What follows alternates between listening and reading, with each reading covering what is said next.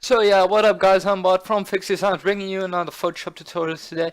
And the thing we are gonna bring you today is an image, a photo effect that would be, will be looking somewhat on the lines of this. And yeah, so let's get to it. I'm gonna use this picture um, to to replicate the effect on. Um, Technically, you can use any picture you like, but I found out that it yields the best results if you have a high contrast black and white photo that fades out to black towards the edges.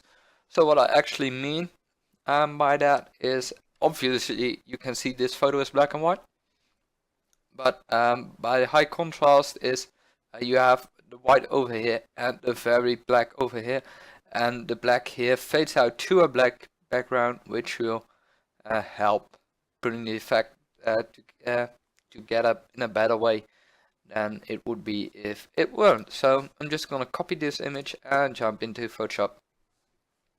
So if you copy the image and you open up a new document, it would say preset clipboard, which will actually make a document right the size of the image you copied. So I'm just gonna hit OK and paste it by hitting Ctrl V. I'm gonna unlock the background layer by holding Alt and double clicking on the lock, so I can drag stuff underneath my background layer. So this is I'm quickly going to blending options on my background layer. No, I'm actually not going to. I'm gonna rename my layer 0 by double clicking, and I'm gonna name it white BG, standing for BG, standing of course standing for background. Basically everything I drop underneath my background will act as a backup for future. If I mess up somewhere and I didn't do it non-distractively, what I do prefer working that way, but sometimes it isn't possible to do so. So therefore, that's the reason I tend to drag layers underneath my back, holding copies of layers underneath my background just for backup. So first off, I'm gonna extend the image to the right hand side a bit. I'm gonna do that using the crop tool. I just press C and drag out the right hand bit. Let's create a new layer above our photo and hit Alt backspace to fill it with black, and let's merge those layers. So now basically we increased the background of our original photo. We only did that to have some more playing room with the effect. I'm gonna add a white border to this picture as well. So let's hit Ctrl Alt C to bring up the canvas size. So again, that's Ctrl Alt C. We can also go to image canvas size. I'm going to add 100 pixels each way. So that would be 30, 81 for me, and 1400 white. Yeah, basically you can go with whatever you'd like over here, and it as long as you achieve the effect you desire. I'm gonna fill my white BG layer to actually fill the whole canvas. As you see, it now only fills the original picture. So with my white BG layer selected, I'm just gonna make sure I have my default colors by hitting the and hit Ctrl backspace to fill the whole canvas with white. So what I'm gonna do now is with my I2 is my let's quickly name these layers before we have too many and we'll get lost of what we're actually working on. So this is our photo backup. I'm just going to use BU as backup, and this is our original photo with extra black. So now on this layer, I'm gonna press M to bring up my Marquee selection tool, and I'm gonna make sure it's set on rectangular Marquee tool, and I'm gonna make random selections on the cat. As you can see, I can't make multiple at once. I can by holding the shift key though, and I'm just gonna hit this button over here so my pinky won't get too tense by holding the shift key all the time. So I'm just gonna make some random square and rectangular selections, and it is actually alright to have some full black squares as well, or some full white, but you mainly want to get some interesting parts in your selections, as the eye right here and the upper eyelid, where there's a lot of color variation, or color variation in black and white. Your way, have it your way. So I'm gonna grab some more whiskers over here, and I'm just making a lot of rectangular selections. You can do this however you like. Yeah. So I'm just gonna shut up for a bit now, as I do think I'm talking too much. Actually, my pinky still hovers over the control key for the control Z if I do mess up one of those selections, so I can easily undo it and just keep on working on. So I keep making more and more selections until I feel I do have enough of them.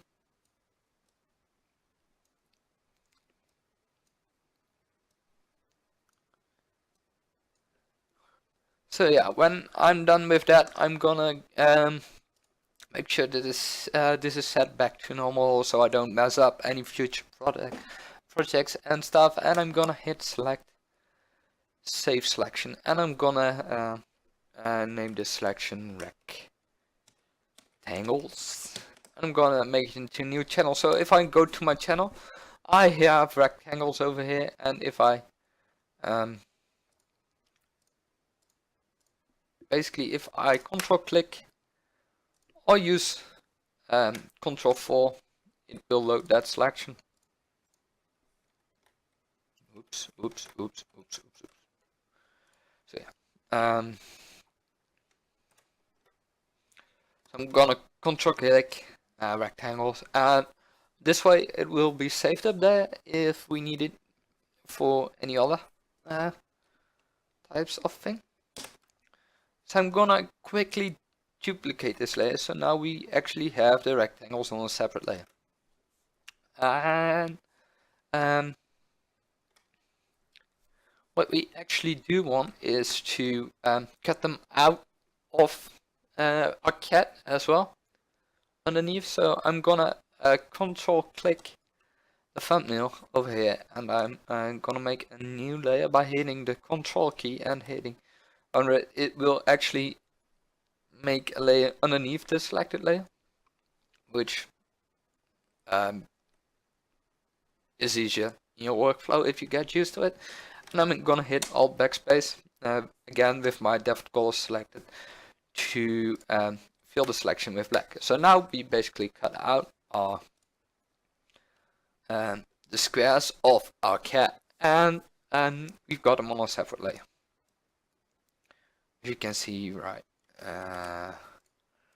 here, I can move the squares we cut out from the cat anywhere I like. So basically, if I you could make an interesting effect by basically doing this, but we actually want the pieces of the cat to seem like they are flying out of the image. So what I'm gonna do is hit Control T to bring up the transform tools, and I'm just gonna scale this up a bit to the right, and up and down. And how I do the up and down simultaneously is by holding the Alt key while I drag the up. I'll drag up, and it would work similarly when dragging down.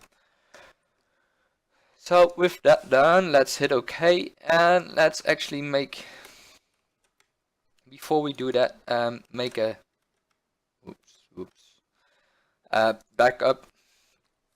We have our squares, backup.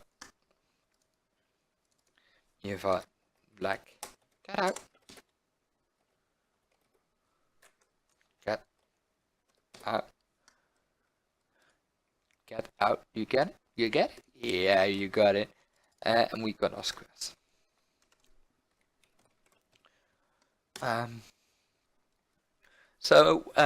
Let's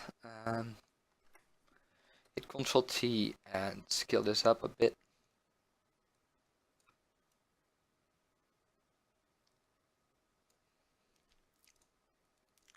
So with the square scaled up, we're gonna give it a slight inner shadow.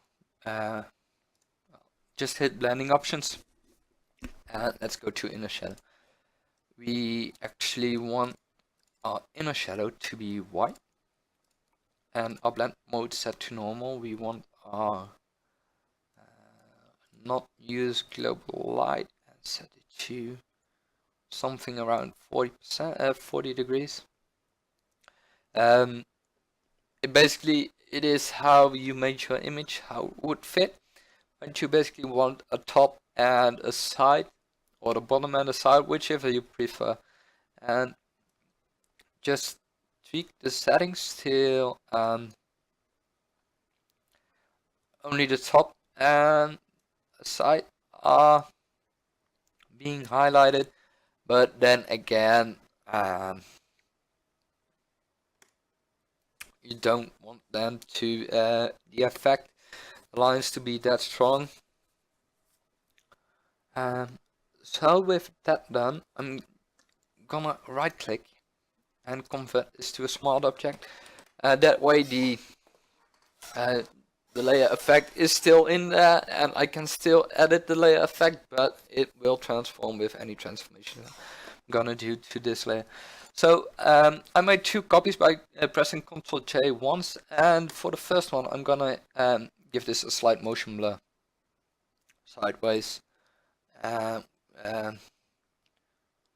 Basically you want to look to the where you can see the effect if you like it.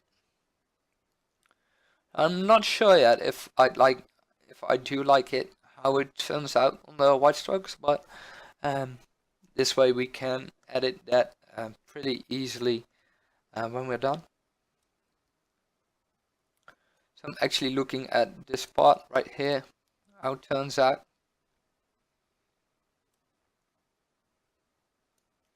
Because I do feel it gives a good indication on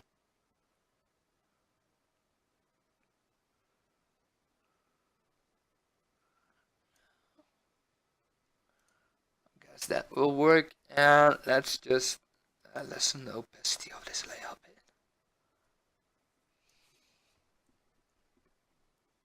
So of course the effect will be stronger on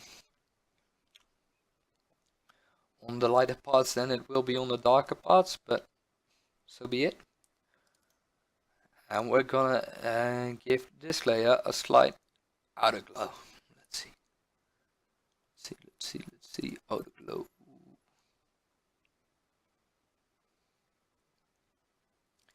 We want this to be white as well, and we want the size to be quite high, but the opacity to be quite low. Something like this. So it actually peels more of the background than it did before. And when that's done, I'm gonna make a smart object of this layer again, which also includes the outer glow, and I'm gonna add a Gaussian blur to this.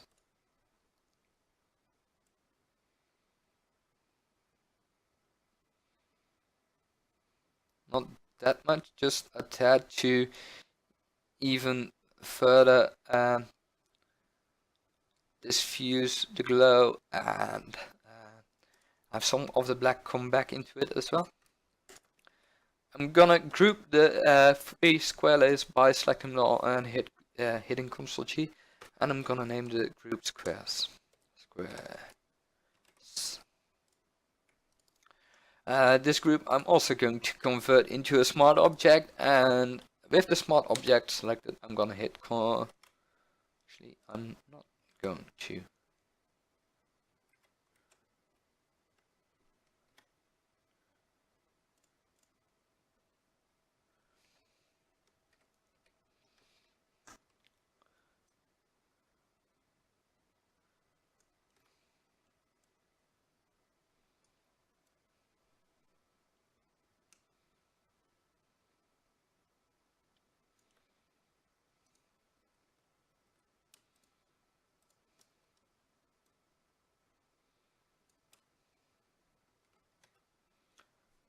So with all of these selected, I'm not sure if I'm gonna edit anything yet. No, I'm not. I might reduce the motion blur a bit because I think it's a tad too heavily. Let's put it to around 250, and let's select all of those and rasterize the layers. So now with a square selected, let's hit Ctrl T to bring up the transformation tools, and while holding Ctrl Shift and Alt, so basically all 3 modifier keys, I'm gonna click this right hand top corner and drag it up.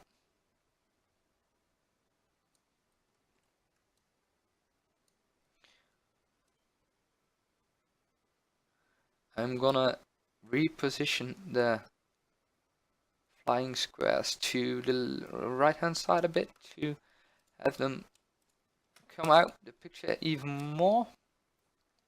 So you can actually see them corresponding towards to the pieces they flew out of this way, or at least somewhat.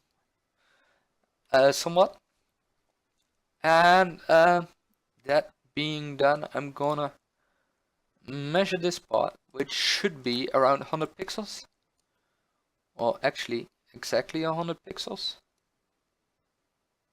which is 100 pixels. I'm just not that good measuring, I guess.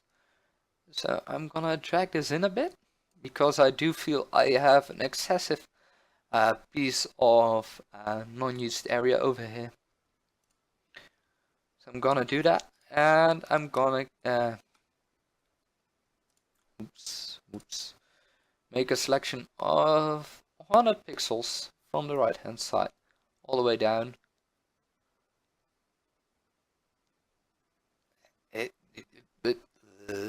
100, please. Make it 100. Right, another one. And put it one to the right. Whatever you want. So I'm gonna hit Ctrl 0. And I'm gonna remove this part from the black layer, just to have it fit. Yeah, that's about it, guys. I hope you enjoyed my tutorial, and if you did,